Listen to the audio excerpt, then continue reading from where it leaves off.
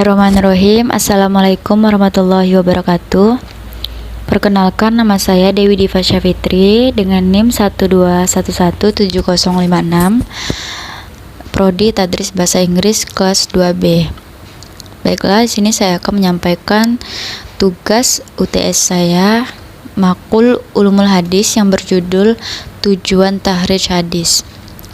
Menurut sumber yang saya baca di internet, pengetahuan tentang ilmu tahrij merupakan bagian dari ilmu agama yang harus mendapat perhatian serius karena di dalamnya membicarakan berbagai kaidah untuk mengetahui sumber hadis itu berasal.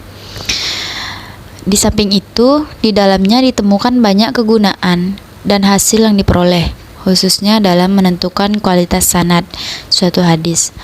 Penguasaan tentang ilmu tahrij merupakan suatu keharusan bagi setiap ilmuwan yang berkecimpung di bidang ilmu-ilmu kesyariahan, khususnya yang menekuni bidang hadis dan ilmu hadis.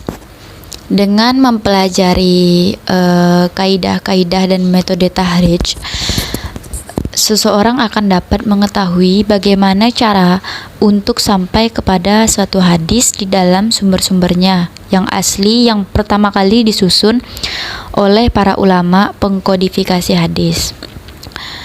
Dengan mengetahui hadis dari sumber aslinya, maka akan dapat diketahui sanad-sanadnya, dan hal ini akan memudahkan kita untuk melakukan penelitian sanad dalam rangka untuk mengetahui status dan kualitasnya. Dengan kegiatan penelitian hadis, tahrij merupakan kegiatan penting yang tidak dapat diabaikan. Tanpa melakukan kegiatan tahrij, seseorang peneliti hadis akan kehilangan wawasan untuk mengetahui eksistensi hadis dari berbagai sisi.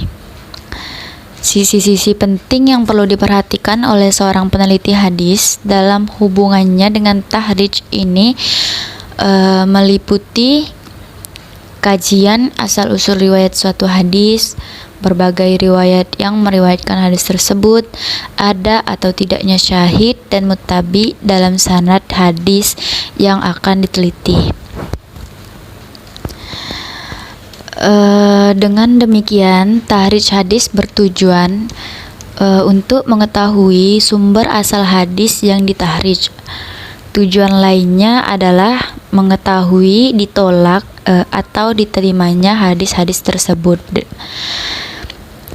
Dengan cara ini, kita akan mengetahui hadis-hadis yang pengutipannya memperhatikan kaidah-kaidah ulumul hadis yang berlaku, sehingga hadis tersebut menjadi jelas, baik asal-usul maupun kualitasnya. Sedangkan manfaat dari tahrij hadis antara lain yaitu sebagai berikut. Yang pertama, dapat diketahui banyak sedikitnya jalur periwayatan suatu hadis yang sedang menjadi topik kajian. Yang kedua yaitu dapat diketahui status hadis sahih li zatihi atau sahih li ghairihi, hasan li zatihi atau hasan li ghairihi. Demikian pula akan dapat diketahui istilah hadis mutawatir, masyhur, aziz, dan garibnya. Yang ketiga yaitu memperjelas hukum hadis dengan banyaknya riwayatnya, seperti hadis dhaif melalui satu riwayat. Maka dengan tahrij kemungkinan akan didapati riwayat lain yang dapat mengangkat status hadis,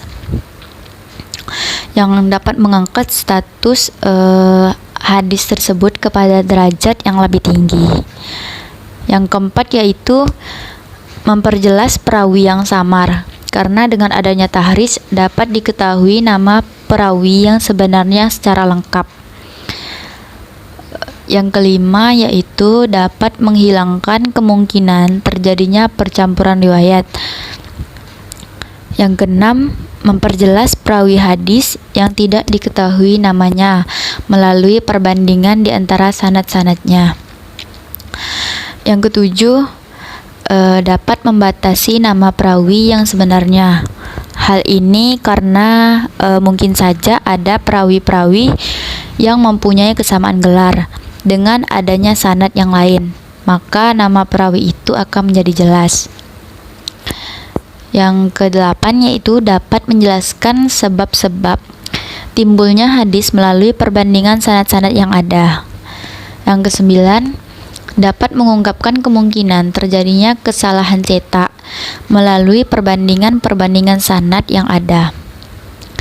Yang kesepuluh, memberikan kemudahan bagi orang yang hendak mengamalkan setelah mengetahui bahwa hadis tersebut adalah makbul atau dapat diterima. Sebaliknya, orang yang akan mengamalkannya apabila mengetahui bahwa hadis tersebut mardud atau ditolak. Dan yang terakhir yaitu menguatkan keyakinan bahwa suatu hadis adalah benar-benar berasal dari Rasulullah Shallallahu Alaihi Wasallam yang harus diikuti karena adanya bukti-bukti yang kuat tentang kebenaran hadis tersebut, baik dari segi sanad maupun matan. Baik, mungkin hanya ini yang dapat saya sampaikan. Kurang lebihnya saya mohon maaf. Wassalamualaikum warahmatullahi wabarakatuh.